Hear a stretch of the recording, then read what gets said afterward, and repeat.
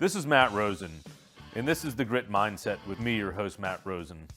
The mission of the Grit Mindset is to inspire and empower our listeners by delving deep into the journeys of those who have faced significant challenges and emerged stronger. Through authentic conversations, we uncover the mindsets, strategies, and lessons that have propelled these individuals to overcome adversity and achieve success. My aim is to provide actionable insights and real-world advice to help our listeners cultivate their own grit and navigate their personal and professional lives with confidence and resilience. Hello, everyone. Thanks for tuning in. Welcome to the Grit Mindset with Matt Rosen, and yours truly is the host, Matt Rosen. Today, I'm joined by a great friend of mine. I'm looking forward to introducing, named Wes Keyes. He is the CEO of Brother Bill's Helping Hand. It's my favorite charity. It's in West Dallas, where he and I both live. So without further ado, Wes, welcome to the show. Hey, Matt, thanks for having me. It's a pleasure and excited to be on this podcast. I hear I'm number 7. Number 7, yeah. Tell us And about that's number actually 7. my lucky number. I was number 7 all through high school and college and baseball. And whatever reason, that number stuck with me. My son is actually number 7, too, in baseball. So, yeah. Yeah, 7th episode of the show. Glad it worked go. out that way. That's your Yeah. lucky number. So if you would, tell us a little bit about yourself and what you're doing these days. Yeah, so name's Wes Keyes. I grew up in a little town called Laurel, Mississippi, in the county of Jones, the free state of Jones. If you know anything about that part of Mississippi during the Civil War, we seceded from the Union, the Confederates, became a free state. Now we're really known for a little TV show called Hometown on HGTV.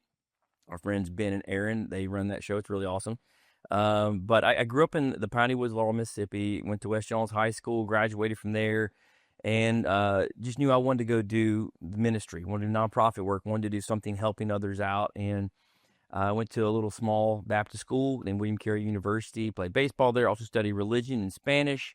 And then somehow, some way, the good Lord brought me to Texas as quick as I could get here. I got to Baylor University, did my master's degree there in divinity. Thought I was going to go overseas and do work like that. As it turned out, I came to some churches and started working in the Oak Cliff area where we do live. And, man, just fell in love with helping others and unlocking other people's desire to really love their neighbor.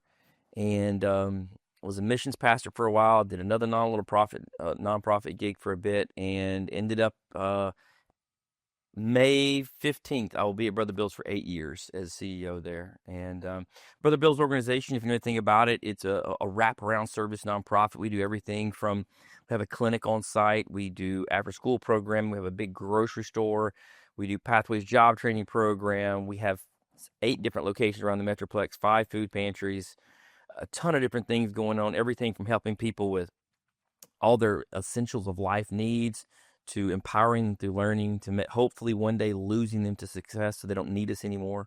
Our whole goal is to wrap around the family that's experiencing poverty and give them everything, every tool they need to escape that. Yeah, it's a truly awesome cause. So not only have you had to display a lot of grit to get where you are, but you have to see a lot of our neighbors display grit to get, not have to use your services anymore, I bet. Yeah, the most gritty people that I know are those people that we serve. I've got 10 employees right now who've actually graduated from our job training program who are now working at Brother Bill's full-time, got a retirement account, got their insurance, a livable wage. So that kind of stuff is what really gets me up in the morning once to go, is to see people who have experienced poverty show up at Brother Bill's, need food. Like, think about that essential, they need food. They don't have any health care. They show up in our doors. They take part in that, and they're like, you know what? This organization offers me a little bit more. So if I can go in here and I can grab hold of some of their, maybe I need to learn English, right? Or maybe I need to get my GED, or perhaps I just need to learn how to interview and how to get rid of some of my bad habits of finance. When they learn that bit and they go, it takes the next level. Think about Maria. She's our director of social services. Director, like reports to me. She came to get groceries at Brother Bill's. Found about our Pathways job training program, was the president of her little Pathways class, finished that up. We got her a job working at a tech company, and she came back to volunteer with her husband. And I looked at her and I said, she's awesome. She's coming back to volunteer. Why didn't we hire her? And so we did. We stole her from the other company. And she worked her way up and created an entire department now that is serving people with rental assistance, with taking care of their utilities. We're even doing a spay and neuter clinic with the Reese Jones Foundation. So she's just made this whole thing, her whole department is something that is we never had before, Brother Bills, and that determination, like man, it gets me up in the morning if I come to work for people like her. That's incredible. What do you think you and the organization have done to inspire the grit and determination that you've seen some of your, the people you serve now become those that are serving? I think we started real small at Brother Bills. When I inherited Brother Bills, we had 8 employees, and now we're at 45. And we had a $700,000 budget. Now it's like $3.7 million. And we didn't really even know we weren't like trying to grow and do those things. It's just kind of the things that God put in our laps. And we just said, we got to answer this call, right? We got to do. And so we started off scrappy. We're still kind of scrappy. I mean, I don't even have a development team. We outsource that. I don't even have an executive assistant. We outsource that. So like, everything we do is like still pretty grassroots, and we know that. We know we got to work hard to get to where we're going to be. Yeah. And so we're not really flashy. But because we know the people that we're working with that we hire, so many of them don't have college degrees, some don't have high school degrees, but they want to change their life for the better. And so as an organization, we try to find those people who care about loving their neighbors more than themselves. And when we find those folks, the grit takes part of it, because if you're motivated to help others because of some higher purpose, some higher calling, or you yourself experience some sort of poverty or a hard time in your life, the motivation just keeps on going and going and going. No, that's incredible, that what you do for the community, and one of the reasons I love working alongside Brother Bills. Tell me, we're on the grit mindset. Tell me a little bit about what grit means to you, both personally and professionally. Well, I'm from the South, so I love grits. They're my favorite thing. Is that not? That's right. Grits, yeah. Yeah. Low country. No, being gritty and it reminds me of like just being like dirty. I play baseball a lot, and nobody can out hustle me. Yeah. Right. I mean, hustle. I tell my son that all the time, to my daughter that all the time. I'll never get onto you in the sports field. I think sports kind of a metaphor for life, but I'll never get onto the sports field unless you're not hustling.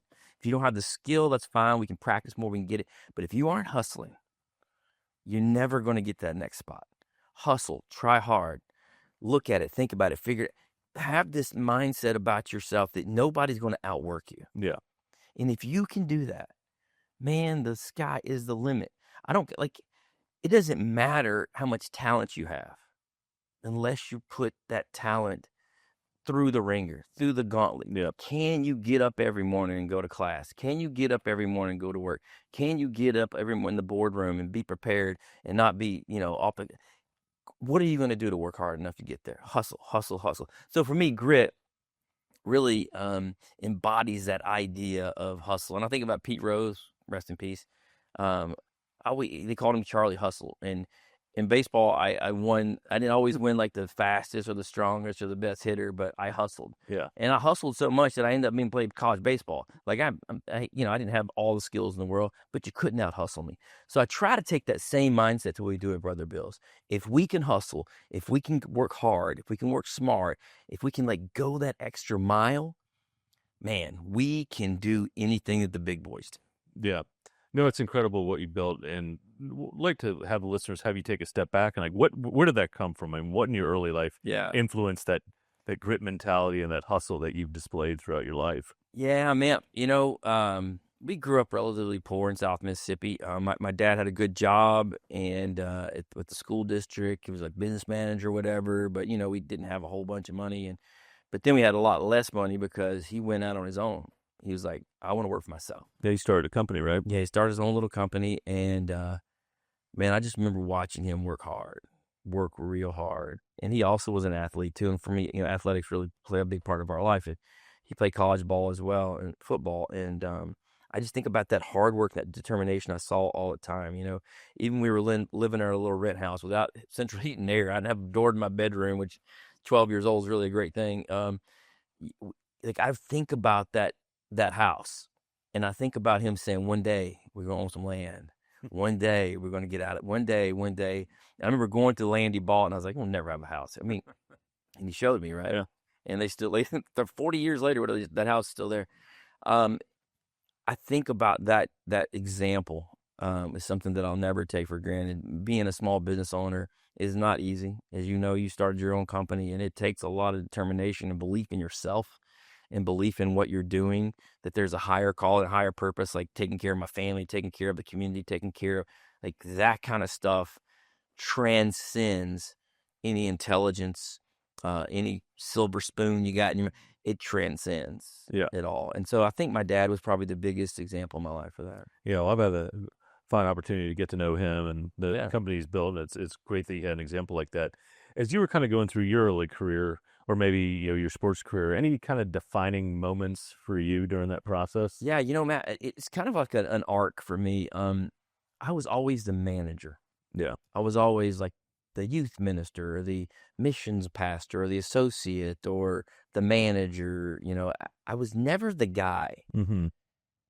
And it dawned on me one day that in every other aspect of my life I was asked to be the chair of boards. Mm-hmm. I was the president of HOA. Even our group, our Y Guides group, our Oak Cliff Nation group, I was asked to be the storyteller and then later the big chief. Like every aspect of my life, I was forced into leadership roles. Yeah. Even in high school, I got best leadership ability, whatever that means. And I didn't really understand that my superpower was leading others. Yeah. I never understood that. And so the defining moment for me really was when my friend Brad Schwall from the Center for Integrated Counseling Psychology, he was on the search committee. We didn't know each other well at the time, but he calls me and he goes, "Hey man, the job at Brother Bill's is opened up. You know anybody that would be interested?" Which I've learned now is code word for "I want you," and I've done that with a couple people too for different jobs.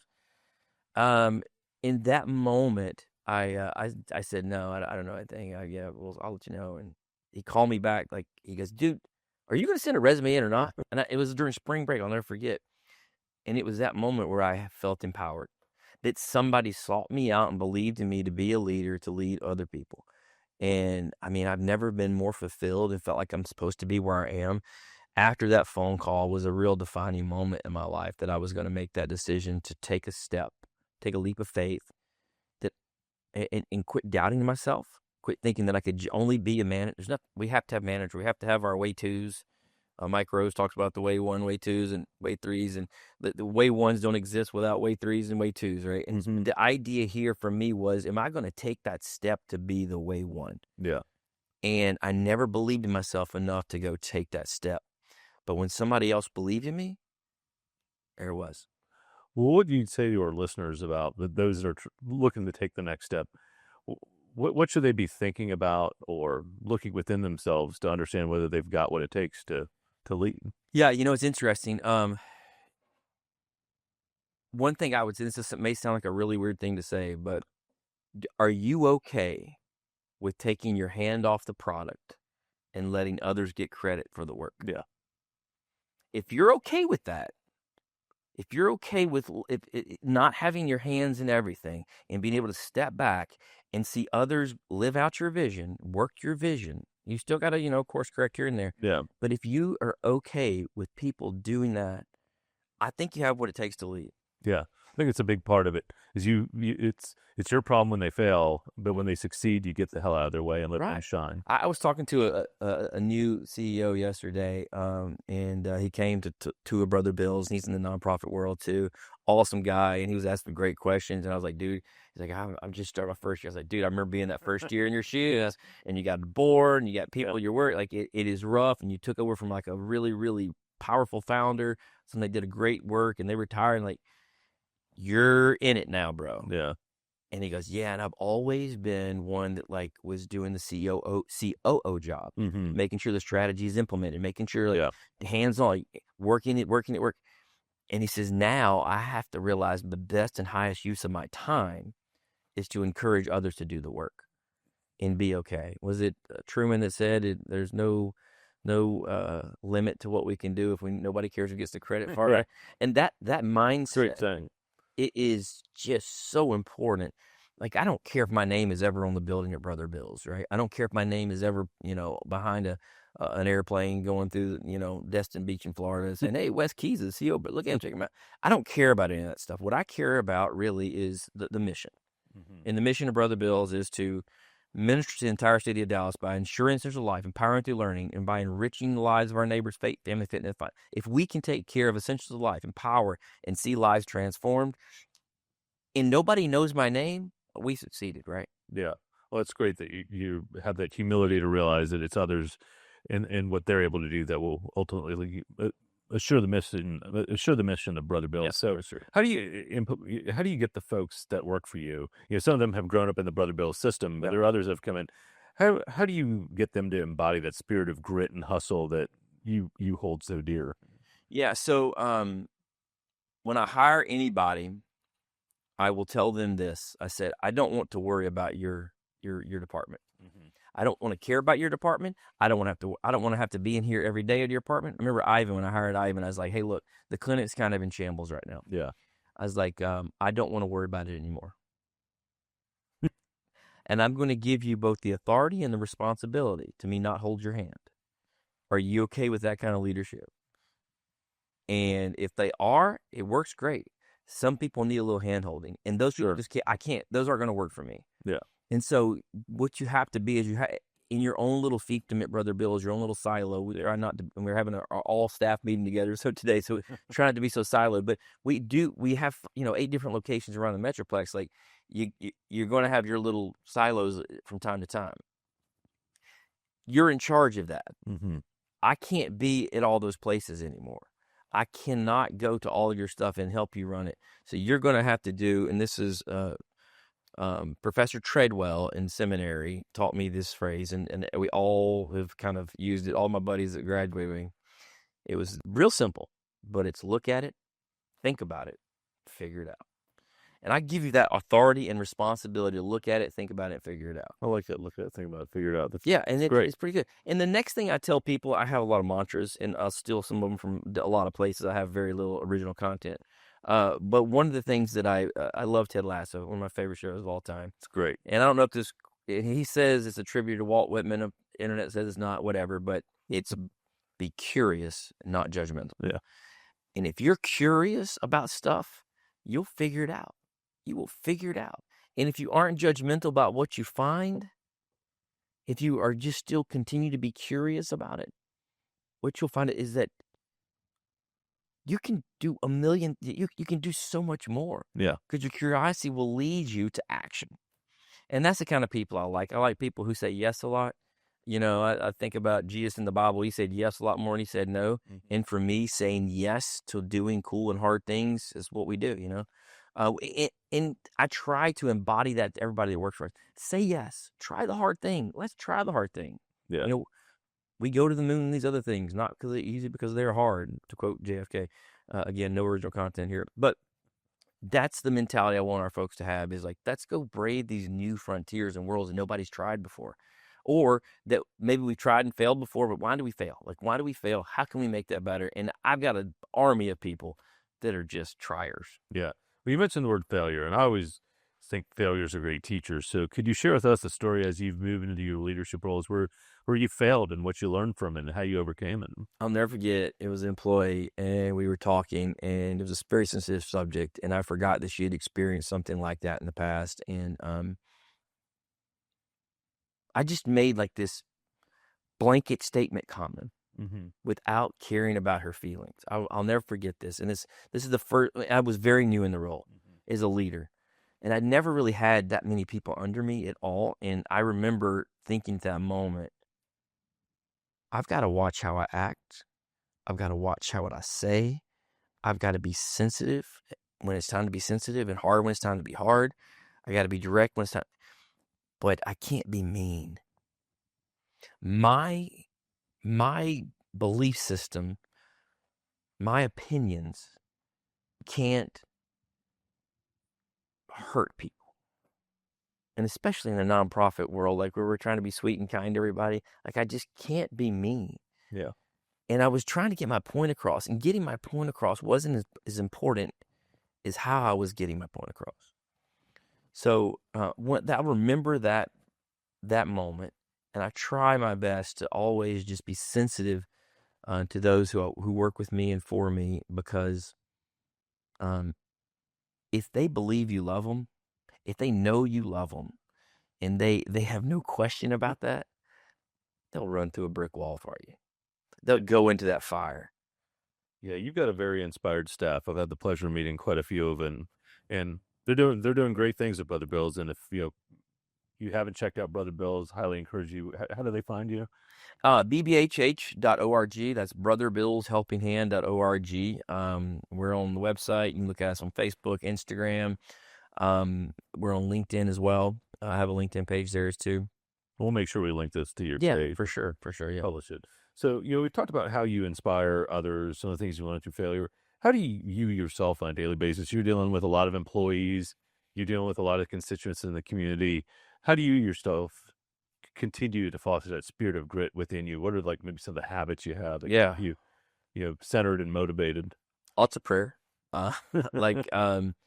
are a faith-based organization, and unashamedly so. And we are rooted in prayer. Every morning, we as a collectively try to get together and pray. And me individually, I think that's when I find my most meaningful times of solace and vision and reconnection, is when I am reading scripture or when I'm praying. Or the other place that I find it all the time is in nature. Mm-hmm. I've got to reconnect to nature. I'm a country boy at heart. I grew up on 3.5 acres. After my daddy, we moved us out of the rat hole house. I need it. I mean, I'm looking out here from our beautiful studio. There's trees around, but the buildings are so much higher than the trees. And where I grew up, trees were way higher than any buildings.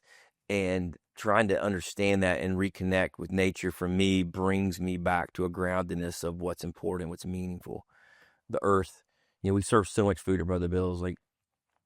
Last year we did 2.7 million meals. Wow, that's amazing. Over 3.2 million pounds of food came through our doors, and we're on record to shatter that again this year. Where does that food come from? And reminding myself of where the food comes from, the ground that's tilled, the people that have to work those lands. And I've got to get myself into that mindset to reconnect with the people, with the earth, with God. And yeah, man, I have to do that. I have to do it on a daily basis. I got to touch some dirt. Got to get my hands dirty a little bit every once in a while. Yeah, and you're big in hunting, fishing. Hunting. Yeah, for me, sustainability and hunting are part of this whole thing. And we actually, if any of you listeners out there are hunters and you have spare wild game that is in your freezer that you're like, I need to get rid of some of this. Well, Brother Bill's will take every bit of it, because protein is so expensive. We believe that, the best, leanest, most organic, free-range stuff is stuff you can kill in the field, as opposed to the processed stuff. I won't get into all that stuff. But yeah, so that whole thing for me really recenters me. Yeah, no, that's great. So you've got to see a lot of people come through the doors of Brother Bill's. Yeah. Can you share with us a really inspiring story? It might have been someone you shared one earlier, but an inspiring story of someone that you've encountered during your journey. Yeah, I'll try not to use names, so we don't have a lot of permission to use it. Sure. But we'll call her Maria, because that's a very easy name. Maria. I have to use Maria already, so we'll say Martha. So Martha came to us in Brother Bill's, and she came as a political asylum from Mexico. And she and her husband were both engineers, and they got targeted by some really bad people, and they escaped, came here, became citizens.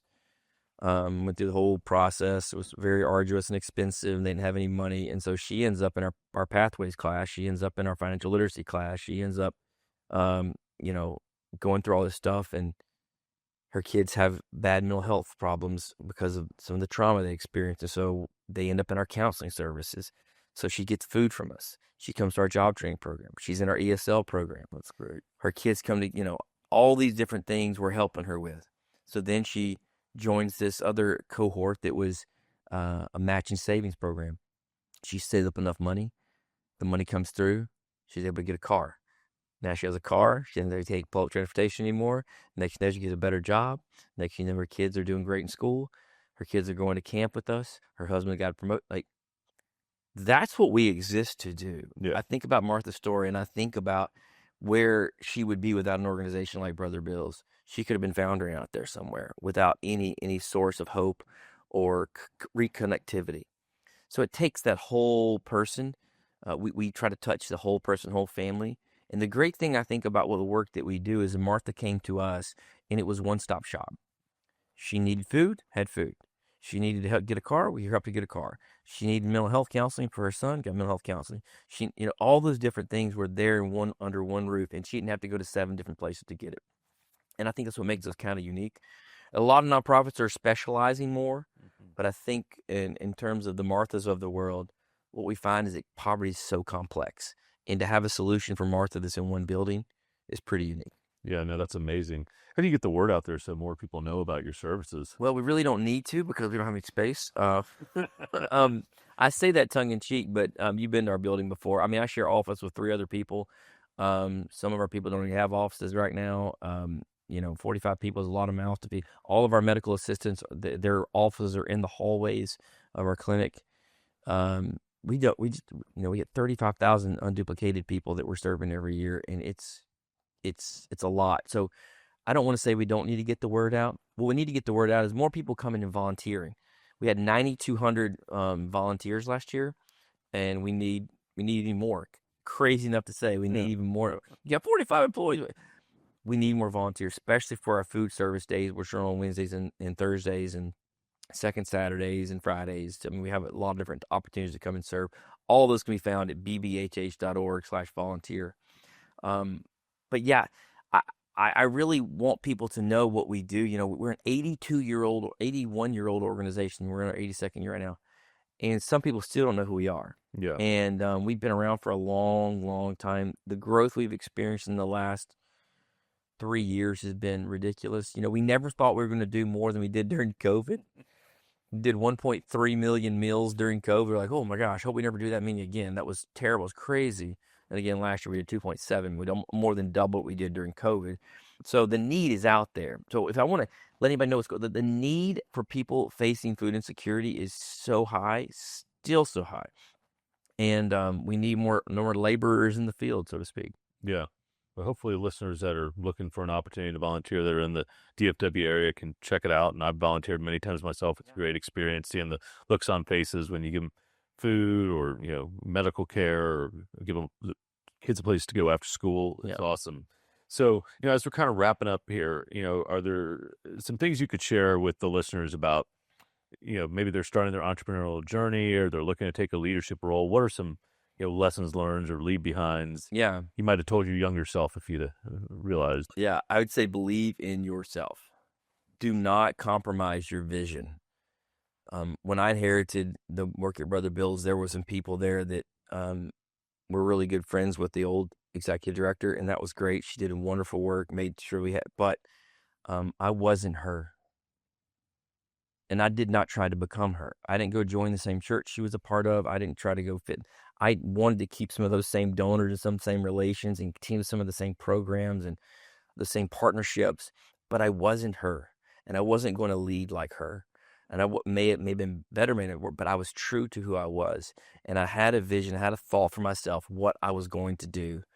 And that thought, that vision, it wasn't like I wrote it down on paper. It wasn't like I said, I got a 5-year plan. I'm not that guy. That's not how I'm wired. Some people need that and they need a journal and all.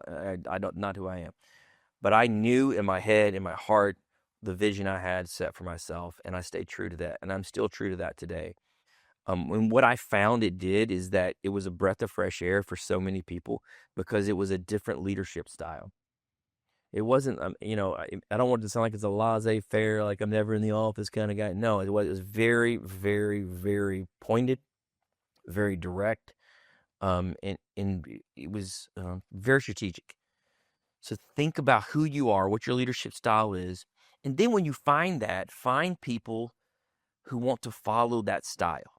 Because my style, people don't work for me anymore that used to work for me because my style is not their style. They need more hand-holding. They need more direction. I have to hire all entrepreneurs, which, by the way, means that I'll probably lose them someday because they're already good leaders, right? Yeah. And that's fine with me. I think about myself like I'd love to have like a Bill Belichick coaching tree, right? As opposed to being, just someone never leave here and getting mad with somebody. We had an employee who just took another position. Sad to lose her. Really sad, But I mean, I prayed for her, and I was like, God bless you, go do it. You're gonna be great. Yeah. And so like moving, like letting people move and do stuff, and not being mad when they leave, like that's part of it. Wanting the best for each person that's there in your staff, because the better they are, the more happy they are, the better the work's gonna get done. But believe in yourself. Do not compromise your values. Do not compromise what you believe. You are being told, like you know the right way to do something, regardless of how many books you read. Like when you find out what your leadership style is, when you find out how you're supposed to do it, Yeah. don't compromise on that. No, that's fantastic advice. Anything else you'd like to share before we wrap up this episode? No, I'm just first of all thankful to Matt and Aleda so much. You guys have been unbelievable supporters, volunteers, donors. Every time we do something at Brother Bill's, you guys are there with your family, whether it's Christmas or grocery. Like you guys show up and you bring your team out, and I'd love to see more organizations and more businesses follow the lead of Matt and Aleda and what they're doing to care about philanthropy. It's real easy to make a lot of money and just keep it to yourself, but when you're sharing it with others, man, it brings you a sense of fulfillment, but also we need it. Us nonprofits right now, especially with who knows what's going to be happening. A lot of funding that we have in the past, whether it's governmental funding, we don't know what's going to happen. There's a lot of us up in the air. We need the private foundations, the private companies to step up and do their part. And I promise you, we'll write you a nice thank you note, and we'll be real sweet to you, and all that stuff. So. Well, no, appreciate the shout out. No, philanthropy is a big part of, what my family believes in, giving back, to those that can't help themselves or those who are trying to better their lives through programs like Brother Bill's or STEM. So with that, Wes, thanks for coming on the show today. Thanks for being my friend. Thanks for doing what you do for the community. And for all those listeners out there, stay gritty.